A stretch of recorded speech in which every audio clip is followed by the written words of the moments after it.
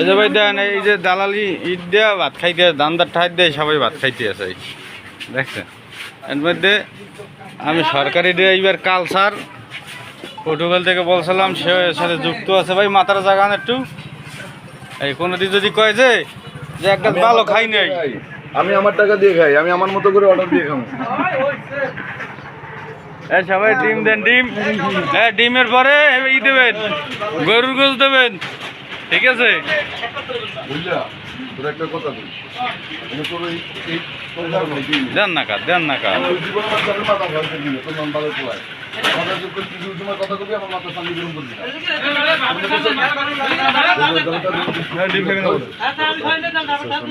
হ্যাঁ, ডিম দেন।